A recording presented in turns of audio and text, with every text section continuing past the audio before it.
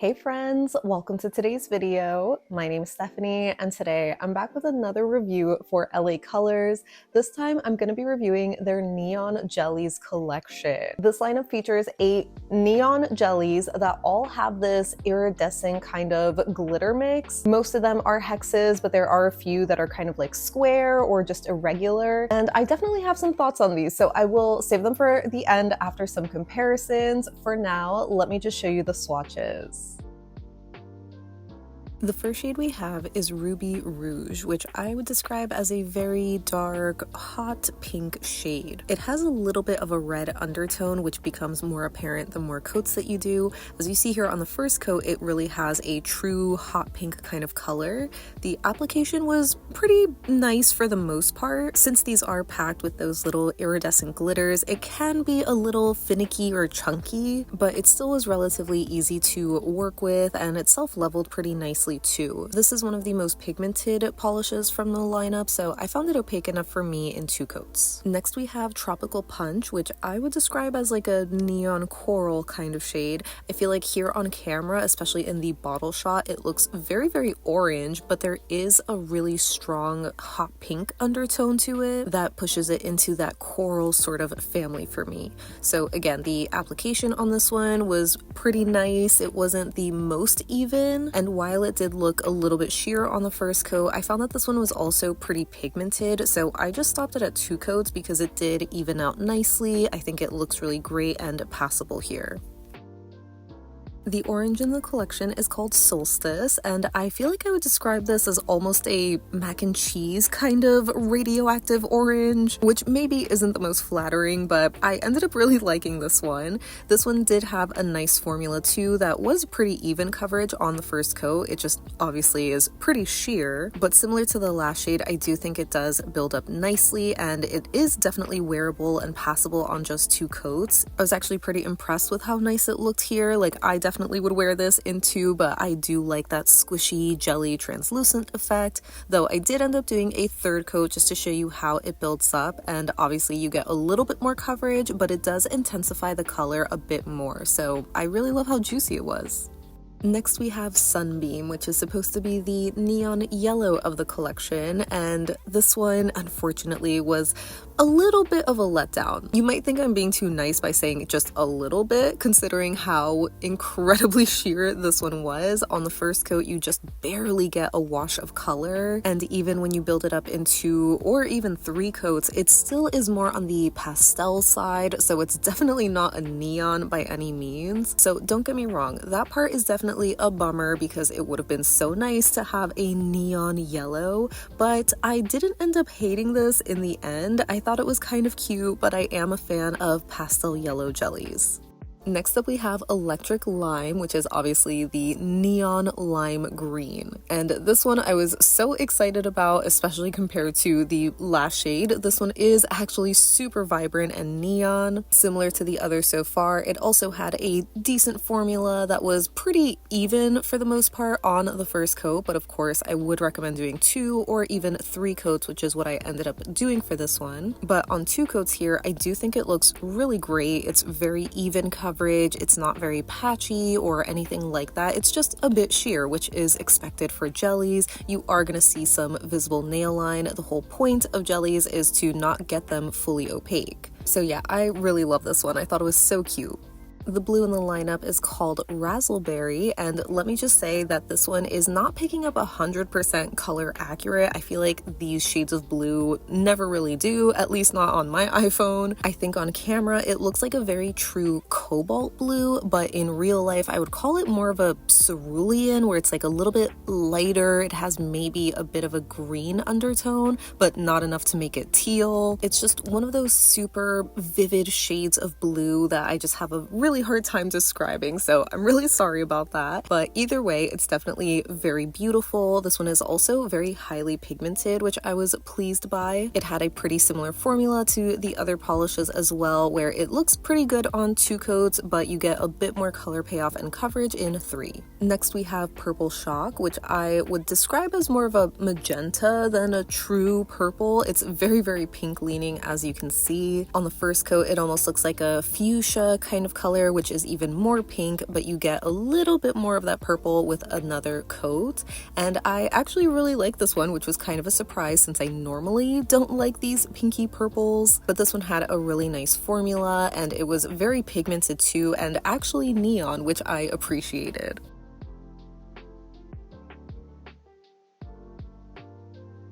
And rounding out the collection, we have Glamingo, which is the neon pink, except this one isn't really what I would consider a neon. I was so shocked to see just how sheer it was on the first coat, because seeing it in the bottle, it looks like it has that super vibrant neon kind of punch. And you definitely get some of it. I think it's most obvious though if you do at least 3 coats. The second coat does look nice. I mean, I am a certified pink lover after all, so it's not like I hate the shade, but I can't help but wish it looked a little closer to what you see in the bottle.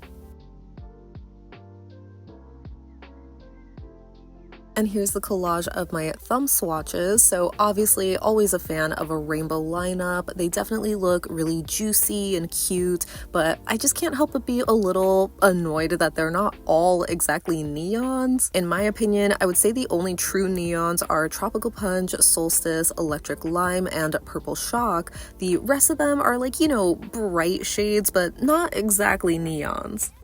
Moving on to comparisons, we're starting with Ruby Rouge and looking at it next to Heat Wave, which is the plain hot pink jelly, but I did also want to try to recreate these neon jellies using Cirque's Azúcar from the Jarritos collection. It's an iridescent glitter, but a little bit of a smaller size particle, but yeah, back to Heat Wave, that one is really similar, but a little bit warmer. For some other hot pinks, I figured I could show it next to ILNP's Malibu and Cracked Polish's Back to the Fuchsia. Both of them are what I would consider like dark, hot pink kind of shades, but I would say that Cracked is a little bit lighter and maybe more cool toned, while ILNP, I think to me, looks a little bit warmer, and again, it's also a shade or two lighter. But I don't think it's that different, where again, if you layer an iridescent glitter like Cirque's Azúcar on top of it, you can kind of recreate the vibes of Ruby Rouge.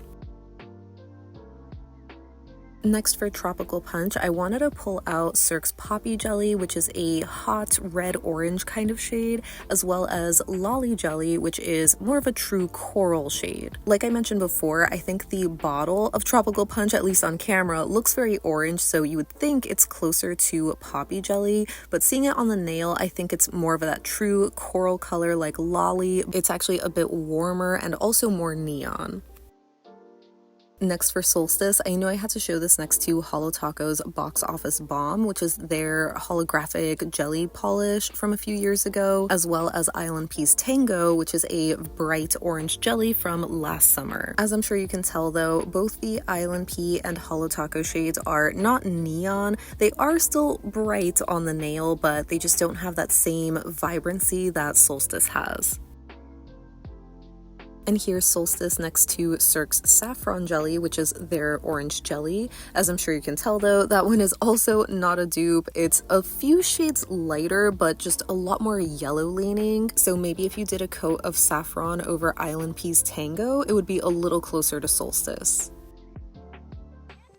Next, for Sunbeam, here it is next to Holo Taco's High Def from their retro anniversary collection a few summers ago, as well as Cirque's Citron Jelly, which is kind of like a bright yellow jelly polish. So as I'm sure you remember, Sunbeam is unfortunately very, very sheer, so these are just not going to be dupes. High Def, I think, is a bit more green leaning as well, pushing it into that tennis ball color, and it also has like a holographic glitter instead of iridescent. I think I'd call Sunbeam a watered down Citron jelly.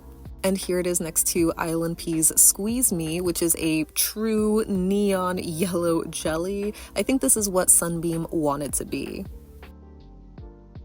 Next, for Electric Lime, I did want to quickly show it next to Cirque's Lime Jelly, which is their green jelly polish, but as you can see, that one is just not neon. It's still kind of bright, but maybe like a few shades deeper. ILNP's Sour Apple is definitely the closest when it comes to a neon green jelly polish. I'd say it's a little bit more pigmented though, and maybe more of a true green. I think there's a bit of yellow in Electric Lime.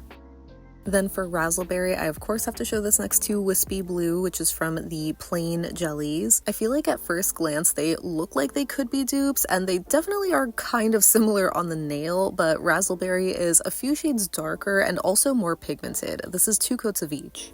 I did also want to show this next to Holo Taco's Be Kind Rewind from that same retro anniversary collection, as well as Cirque's Cobalt Jelly to show you like the color reference, because as I mentioned before, I feel like Razzle Berry is looking like a cobalt in the bottle, but on the nail, I feel like it does have a very stark difference, where aside from being a shade or 2 lighter, it's just a different hue of blue. Be Kind Rewind is also a lot more teal, and lastly, I wanted to include it to some other teal turquoise shades like ILNP's Turquoise Water and Cirque's Curaçao Jelly, neither of which are dupes. If anything, I would say Razzle Berry is kind of a mix of Curaçao and Cobalt.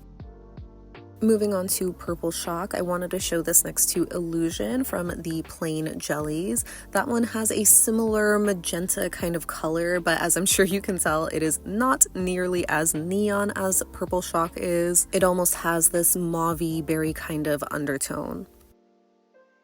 For some other warm purple comparisons, I have Holo Taco's Anti+Hero as well as Cirque's Pitaya Jelly, which are both more on the purple side. As I'm sure you can tell, Purple Shock here looks a lot more pink and also a lot more neon. Anti+Hero I wouldn't call a neon, it's still a bright purple, so maybe Pitaya is a bit closer, but I would say that's just more muted or maybe even more cooler toned compared to Purple Shock. Lastly, for Glamingo, I was immediately reminded of Holo Taco's Life in Plastic from the retro collection. Even though I wouldn't consider that a neon pink, it's definitely still a very bright shade, but it's a few shades deeper and also a bit warmer in color. And I also immediately thought of ILNP's Sorbet, which just came out in their Sweet Escape collection. That one is more of a true neon hot pink jelly, but it's also more pigmented than Glamingo because that one was, again, pretty sheer. Even doing 3 coats of that doesn't compare to the punch of color that you get with Sorbet in 2 coats. So since Glamingo was more on the sheer side and not as neon or punchy, I figured I could also show it next to Rose Water from their plain jellies and ILNP's Pink Slush. They look wildly different seeing them in the bottle because ILNP and Rose Water are more of those warmer, peachy pink kind of colored jellies. Glamingo is definitely cooler toned compared to these, but again, because it's so sheer, the level of saturation doesn't differ that much. I feel like it looked pretty close to Rose Water when I just did 2 coats of each, but doing a third does make the neon pop a bit more.